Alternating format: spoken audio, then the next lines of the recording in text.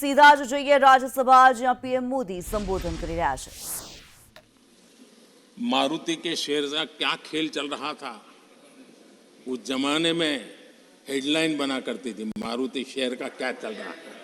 मैं उसकी गहराई में नहीं जाना चाहता, वरना उनको वहां तक पानी पहुंचेगा कि शायद यहाँ पर करंट लग जाएगा, इसलिए मैं वहां तक जाना नहीं चाहता। आदरणीय सभापति जी, आदरणीय सभापति जी, देश को जानना जरूरी है। आदरणीय सभापति जी, मैं तो आजाद भारत में पैदा हुआ हूं, मेरे विचार भी आजाद है और मेरे सपने भी आजाद हैं। तो गुलामी की मानसिकता को जीने वाले हैं, उसके बाद और कोई चीजें नहीं है, वही पुराने कागज लेकर के घूमते रहते हैं। आदरणीय सभापति जी, कांग्रेस ने कहा कि हमने पीएसयू बेच दिए, पीएसयू डुबो दिए, बाती बाती की बातें यहां सुन और वरिष्ठ लोगों के मुंह से सुन रहा था। याद कीजिए, बीएसएनएल, एमटीएनएल को बर्बाद करने वाले कौन थे? वो कौन सा कालखंड था जब बीएसएनएल, एमटीएनएल बर्बाद हो चुके?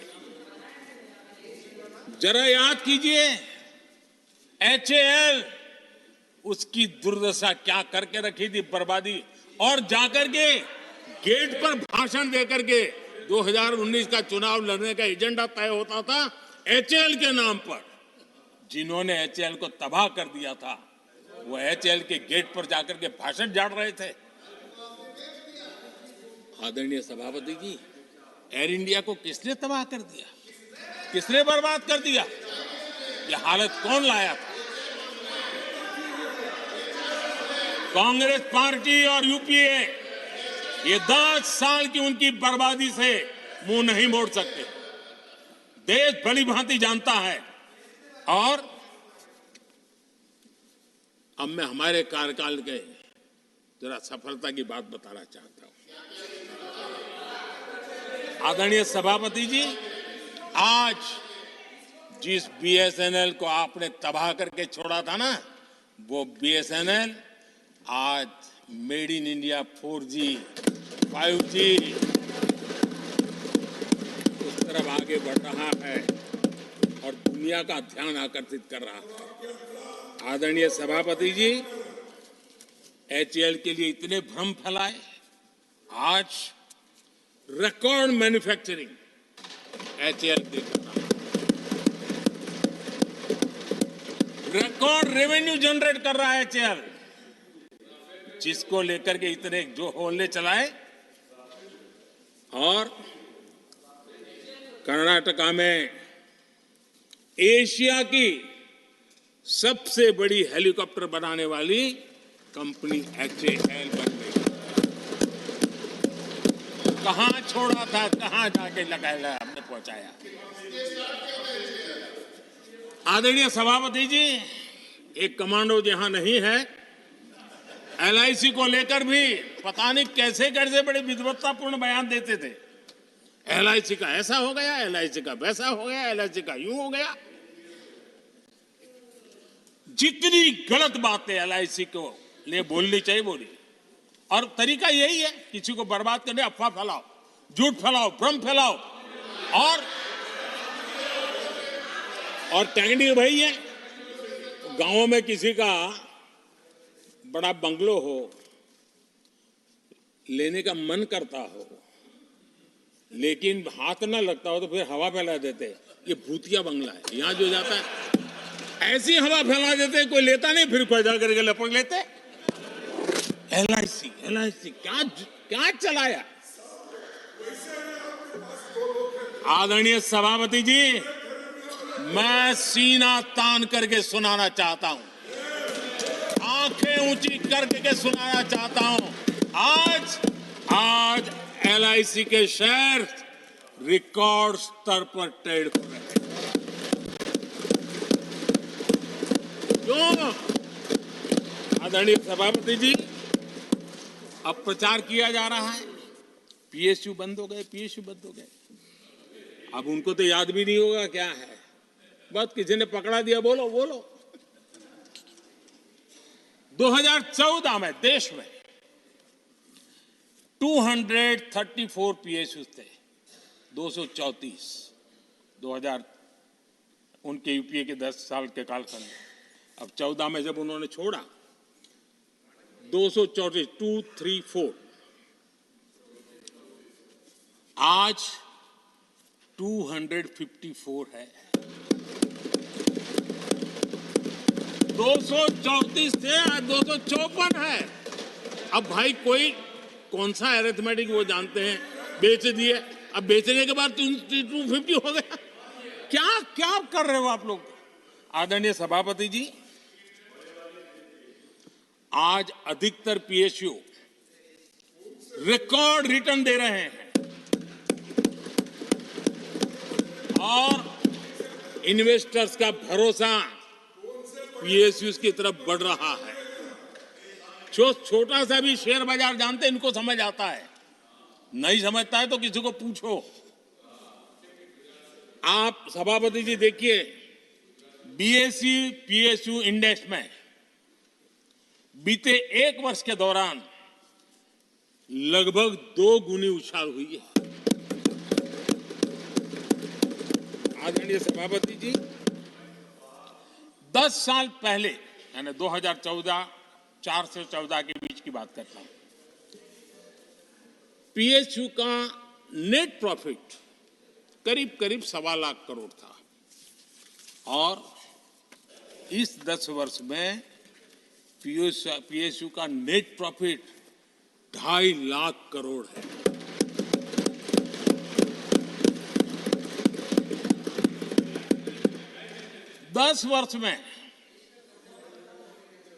हमारे 10 वर्ष में पीएसयू की नेट वर्थ 9.5 लाख करोड़ से बढ़कर के 17 लाख करोड़ हो गई है।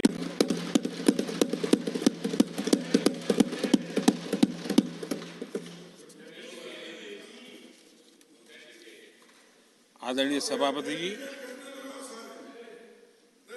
इनका हाथ जहां भी लगता है ना, उसका डूबना तय हो जाता है और उससे यही दशा करके उन्होंने छोड़ी थी। हम मेहनत करके इतनी बाहर लाए, इतनी प्रतिष्ठा बढ़ी है।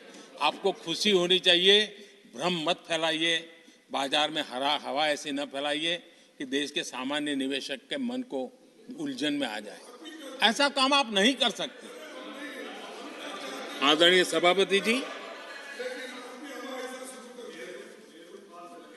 इन लोगों की मर्यादा इतनी है, अब इन्होंने अपने युवराज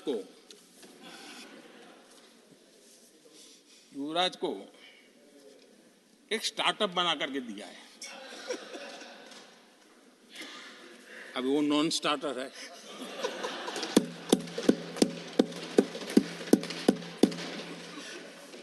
न तो वो लिफ्ट हो रहा है, न वो लॉन्च हो रहा है।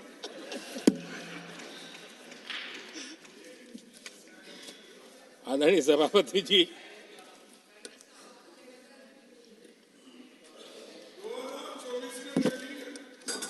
आप पिछली बार भी इतनी शांति से रहे हो तो कितना मजा आता।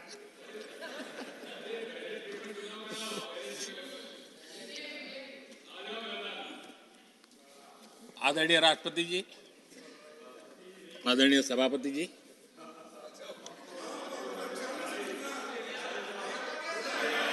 बधाई हो, बधाई हो, बधाई हो, सबको बधाई हो।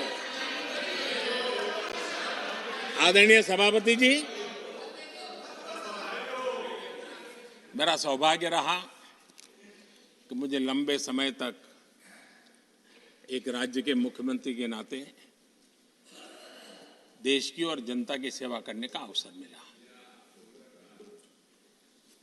और इसलिए मैं रीजनल एस्पिरेशंस को बहुत भली भांति समझता हूं, क्योंकि मैं उस प्रोसेस से निकला हूं। जैसे हमारे यहाँ दिग्विजय जी, उनको भली भांति सहज समझ आता है भाई एक राज्य के लिए क्या होता है। हम लोग उसी दुनिया से निकल करके आए हैं, तो हमें अनुभव है, पता है। शरद राव जी को है, तो ऐसे कुछ लोग हैं यहाँ जिनको ये सारी चीजों का पता है। देवगढ़ा साहब है, तो इन लोगों को इन सारी चीजों का पता है, तो हम इसका महात्मा ही समझते हैं। हमें कोई किताबों में नहीं पढ़ना पड़ता है, हम अनुभव कर करके आए हैं। और ये भी सच्चाई है साहब, 10 साल यूपीए की पूरी शक्ति गुजरात को क्या कुछ न करने में लगी हुई थी, अब कल्पना नहीं कर सकते। लेकिन मैं आंसू नहीं बहाता, मैं रोने की मेरी आदत नहीं है जी। लेकिन तब भी उतने संकटों के बावजूद भी, उतने जुल्म के बाद भी, हर प्रकार की मुसीबतों को झेलते हुए भी, मेरी तो मुसीबत ऐसी थी कि यहाँ किसी मिनिस्टर से मुझे अपॉइंटमेंट नहीं मिलती थी। वो कहते थे, भाई आप जानते हो मेरी तो दोस्ती है, मैं फोन पे बात कर लूंगा, लेकिन कहीं फोटो वोटो निकल गए, ये डर रहता था। यहाँ मंत्रियों का डर ऐसा था। अब खैर उनकी मुसीबतें मैं समझ सकता हूं। मेरे यहाँ एक बार बहुत प्राकृतिक आपदा आई, मैंने उस समय प्रधानमंत्री जी को बड़ा रिक्वेस्ट किया कि आप आइए, एक बार जरा देख लीजिए। उनका कार्यक्रम बना, फिर साहब एक एडवाइजरी कमेटी बनी थी, शायद वहां से हुक्म आया, तो कोई हेलीकॉप्टर से हवाई निरीक्षण करे वो तो मैं समझ सकता हूँ साहब। वो कार्यक्रम बदल करके साउथ में किस राज्य में गए तो मुझे याद नहीं रहा आज, और बोले हम हवाई जहाज से ऊपर से देख लेंगे, हम गुजरात में नहीं आएंगे। मैं सूरत पहुंचा हुआ था, वो आने वाले थे, मैं जानता हूँ आखिर में क्या हुआ होगा। तो आप कल्पना कर सकते हैं साहब, प्राकृतिक आपदा में भी मैंने ऐसी मुसीबतों को झेला है, लेकिन उसके बावजूद भी उस समय भी मेरा मंत्र था, आज भी मेरा मंत्र है कि देश के विकास के लिए राज्य का विकास, भारत के विकास के लिए गुजरात का विकास, और हम सबको इसी रास्ते पर चलना चाहिए। हम राज्यों का विकास से ही राष्ट्र का विकास कर पाएंगे, इस पे कोई विवाद नहीं हो सकता है, कोई विवाद नहीं हो सकता है। और मैं आपको विश्वास देता हूं सभापति जी, राज्य अगर एक कदम चलता है तो 2 कदम चलने की ताकत देने के लिए मैं तैयार हूं।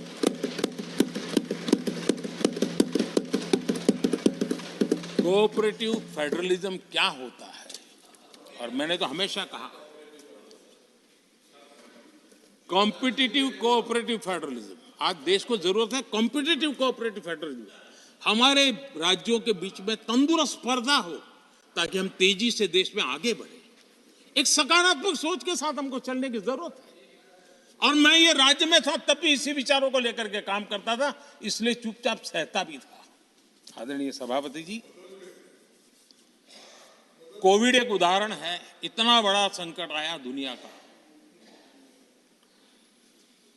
ऐसे संकट के समय राज्य के मुख्यमंत्रियों के साथ 20 बैठकें की उस कालखंड में, एक एक बात का विचार विमर्श करके साथ लेकर के, और सभी राज्यों का सहयोग, एक टीम बन करके केंद्र और राज्य ने काम किया। दुनिया जिस मुसीबत को झेल नहीं पाई, हम सब ने मिल करके, किसी एक को क्रेडिट मैं कभी नहीं दूंगा, सब ने मिल करके इस देश को बचाने के लिए जो हो सकता है, राज्यों को भी उसकी क्रेडिट लेने का पूरा अधिकार है। इस सोच में हमने काम किया। आदरणीय सभापति जी, G20 का आयोजन हम दिल्ली में कर सकते थे। हम दिल्ली में इन बड़े बड़े नेताओं के बीच रह करके सब कुछ क्या नहीं कर, पहले हुआ ही है। हमने ऐसा नहीं किया। हमने G20 का पूरा यश राज्यों को, दिल्ली में एक मीटिंग की तो राज्य में 200, एक एक राज्य को एक्सपोजर मिले दुनिया में। ये गलती से नहीं हुआ, योजना के तरीके से हुआ है। मेरे लिए किसकी सरकार है इसके आधार पर मैं देश नहीं चलाता। हम सब मिलकर के देश आगे बढ़ाना चाहते हैं, इस भूमिका से काम किया है। आदरणीय सभापति, हमारे देश में विदेश के मेहमान आते थे तो मेरे आने के बाद आ रहे था थोड़ा, पहले भी आते थे। आज विदेशी मेहमान आते हैं तो मेरा आग्रह रहता है कि आपको एक दिन किसी राज्य में जाना चाहिए।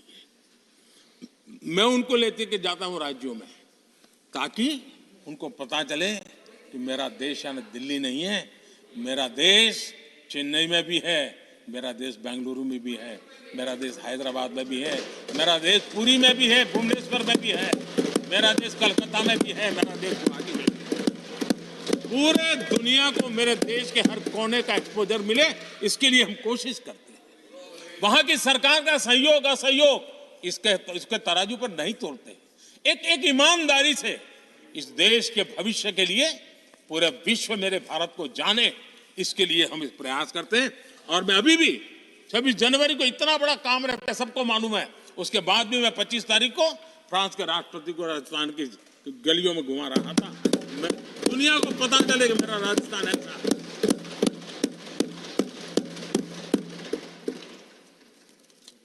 आदरणीय सभापति जी, हमने एक बहुत बड़ा कार्यक्रम लिया जिसकी विश्व में एक मॉडल के रूप में चर्चा हो रही है, एस्पिरेशनल डिस्ट्रिक्ट। एस्पिरेशनल डिस्ट्रिक्ट की जो सफलता है ना, उसमें 80% भूमिका मेरे राज्यों के सहयोग की है। राज्यों ने जो सहयोग किया है, उन्होंने एस्पिरेशनल डिस्ट्रिक्ट की मेरी भावना को समझा है। आज उस एस्पिरेशनल डिस्ट्रिक्ट को आगे बढ़ाने के लिए 80% ताकत राज्यों से मिल रही है, डिस्ट्रिक्ट लेवल के अफसरों से मिल रही है। और जो राज्य, वो राज्य की औसत में भी आखिरी पायदान पे खड़े थे, वो आज नेशनल एवरेज के साथ कंपटीशन करने लगे। ये डिस्ट्रिक्ट कभी पिछड़ी डिस्ट्रिक्ट मानी जाती थी। ये सबका सहयोग से हो रहा है, और इसलिए हमारे कार्यक्रमों की रचना ही सबको साथ लेकर के चलने की है और मिल करके देश के भविष्य को बनाने की है। आज देश का हर कोना, हर परिवार विकास के फल प्राप्त करे, ये हम सबका दायित्व है और हम उसी दिशा में जाना चाहते हैं। हम हर राज्य को उसका पूरा हक भी देना चाहते हैं। लेकिन मैं आज एक अहम मुद्दे पर मेरी पीड़ा व्यक्त करना चाहूंगा। आदरणीय सभापति जी, एक राष्ट्र हमारे लिए सिर्फ जमीन का टुकड़ा नहीं है, हम सब के लिए एक इकाई ऐसी है जो प्रेरणा देने वाली इकाई है। जैसे शरीर होता है, शरीर में जैसे अंगांगी भाव होता है, अगर पैर में कांटा लगे तो पैर ये नहीं कहता है, हाथ कभी नहीं सोचता है कि मुझे क्या, पैर को कांटा लगा है, पैर पैर का काम करेगा। पल भर में हाथ पैर के पास पहुंच जाता है, कांटा निकालता है। कांटा पैर को लगता है, आंख ये नहीं कहती कि आंसू मैं क्यों बहाऊं, आंसू आंख से निकलते हैं। हिंदुस्तान के किसी भी कोने में दर्द हो तो पीड़ा सबको होनी चाहिए। अगर देश का एक कोना, अगर शरीर का एक अंग अगर काम नहीं करता है तो पूरा शरीर अपंग माना जाता है। शरीर जिस प्रकार से, अगर देश का भी कोई कोना, देश का कोई क्षेत्र विकास से वंचित रह जाएगा तो देश विकसित नहीं हो सकता है। और इसलिए हमें भारत को एक अंगांगी भाव से देखना होना चाहिए, उसको टुकड़ों में नहीं देखना चाहिए। जिस प्रकार से हिंदी और भाषा बोली जा रही है, देश को तोड़ने के लिए, राजनीतिक स्वार्थ के लिए नए नैरेटिव गढ़े जा रहे हैं। एक पूरी सरकार मैदान में उतर करके भाषा गढ़ रही है। इससे बड़ा देश का दुर्भाग्य क्या हो सकता है? आप मुझे बताइए, झारखंड का कोई आदिवासी बच्चा अगर ओलंपिक के खेल के अंदर जाकर के मेडल लेकर आएगा तो क्या हम ये सोचते हैं कि तो झारखंड का बच्चा है? पूरा देश कहता है हमारा देश है। जब एक झारखंड का बच्चे में प्रतिभा देखते हैं और देश हजारों करोड़ रुपया, हजारों लाखों रुपया खर्च करके उसको अच्छे कोचिंग के लिए दुनिया के किसी देश में भेजता है, तो हम ये सोचेंगे कि खर्चा झारखंड के लिए हो रहा है, क्या देश के लिए नहीं हो रहा है? हम क्या करने लगे हैं, क्या भाषा बोलने लगे? इस देश का गौरव, हमारे यहां वैक्सीन, देश के करोड़ों लोगों को वैक्सीन का, हम ये कहेंगे वैक्सीन तो उस कोने में बनी थी इसलिए हक उनका है, देश को नहीं मिल सकती? कैसा सोच सकते हैं? क्या वैक्सीन उस शहर में बनी थी इसलिए देश के और भागों को इसका लाभ नहीं मिलेगा, ये सोचेंगे क्या? क्या सोच बन गई है। और एक राष्ट्रीय दल के अंदर से ऐसे विचार आए, ये बहुत बहुत दुखद की बात है। मैं पूछना चाहता हूं आदरणीय सभापति जी, क्या अगर हिमालय कल कहना शुरू कर दें, हिमालय कल बोलना शुरू कर दें कि नदियां मेरे यहां से बहती हैं, मैं तुम्हें पानी नहीं देने दूंगा, पानी का अधिकार मेरा है, देश का क्या होगा? देश कहां जाकर के रुकेगा? अगर जिन राज्यों में कोयला है वो कह दें कोयला नहीं मिलेगा, ये हमारी संपत्ति है, जाओ तुम अंधेरे में गुजारा करो, देश कैसे चलेगा? आदरणीय सभापति जी, ऑक्सीजन, कोविड के समय हमारे यहां ऑक्सीजन की संभावनाएं, पूर्वी कार्य में जो उद्योग है उसके साथ देश के पूरे देश को ऑक्सीजन की जरूरत थी। अगर उस समय पूरब के लोग कह करके बैठ जाते ऑक्सीजन को हम नहीं दे सकते, हमारे लोगों की जरूरत है, देश को कुछ नहीं मिलेगा, क्या होता देश का? उन्होंने संकट झेल करके भी देश को ऑक्सीजन पहुंचाया। देश के अंदर ये भाव तोड़ने का क्या प्रयास हो रहा है? क्या इस प्रकार से देश को हमारा टैक्स, हमारे मनी किस भाषा में बोला जा रहा है? ये देश के भविष्य के लिए नया खतरा पैदा करने वाली बात है।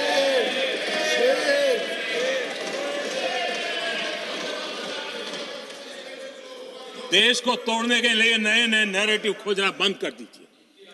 देश को आगे बढ़ना है, देश को एक साथ लेकर के चलने का प्रयास कीजिए। आदरणीय सभापति जी, पिछले 10 वर्ष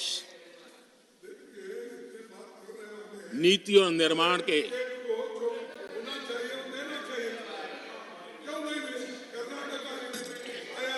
आदरणीय सभापति जी, आदरणीय सभापति जी, Nothing will go on record. No. आदरणीय सभापति जी, Take your seat. नीति और निर्माण, This conduct doesn't suit your ये position. नए भारत की नई दिशा दिखाने के लिए Please take your seat. जो दिशा हमने पकड़ी, Please take your seat, sir. जो निर्माण कार्य हमने लिए हैं, बीते एक दशक में हमारा पूरा फोकस बेसिक सुविधाएं जरूर मिले उस पर हमारा ध्यान केंद्रित रहा है। आदरणीय सभापति जी, हर परिवार का जीवन स्तर ऊपर उठे, उसके जीवन में ईज ऑफ लिविंग बढ़े। अब समय की मांग है, उसकी क्वालिटी ऑफ लाइफ में हम कैसे सुधार लाए। हम आने वाले दिनों में हमारी पूरी शक्ति, पूरा सामर्थ्य ईज ऑफ लिविंग से एक कदम आगे बढ़ करके क्वालिटी ऑफ लाइफ की तरफ हम बढ़ाना चाहते हैं, हम उसके लिए जाएंगे।